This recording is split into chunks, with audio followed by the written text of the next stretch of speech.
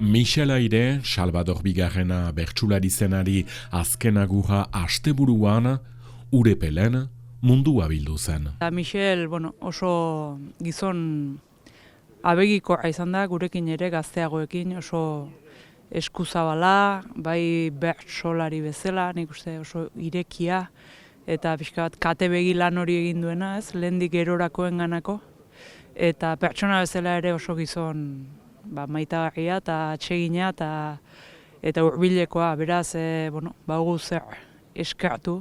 Mutiko nintzelarik ezagutu nuen, ezkin nituen plaza hainitz egin elgarrekin, baina beti goxo hartu izan gintuen gizona, eta aitaren izpiritua eta izaera ondarrera ino atxiki dituena, eta zinez estimatua eta maitea. Harreman desenteak genduen, bizitzan tokian izan ginen inoiz, behar gure alde hartan joten zen, eta laguna ginen eta normala zen gaur etortzea.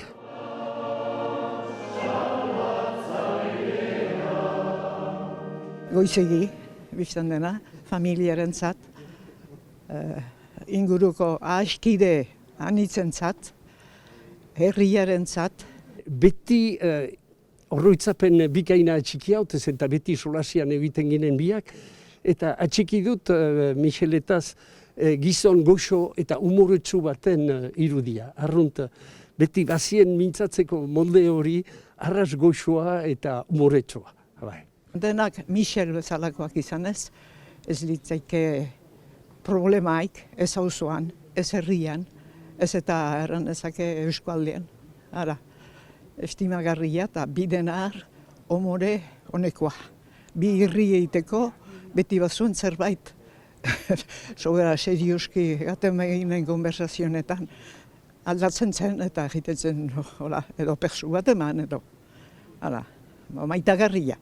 Kontrabandistak aipatu eta...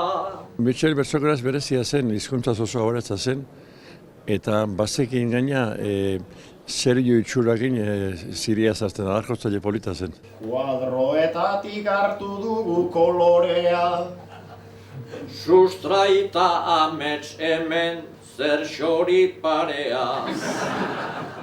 Bere kantakera pausatua eta sakona, eta gero hizkuntza ere behar badak guk gaur hainbeste erabiltzen ez dugun hizkuntza modu bat guretzat oso aberatsa dena, eta... Denek omorea on kantuz eta irriz. Ura bersotan ari zelaik beti ageri zen barnetik ari zela.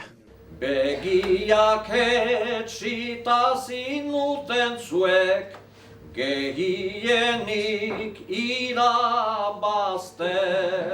Aldatzen dira moldeak eta zorionez ezagutzeko parada eduki dugu, ez? Lehengo iraganaren sona duen edo izan duen bertsokera hori eta jasotzeko ere hizkuntza emari hori eta gu suerteko alde hortatik.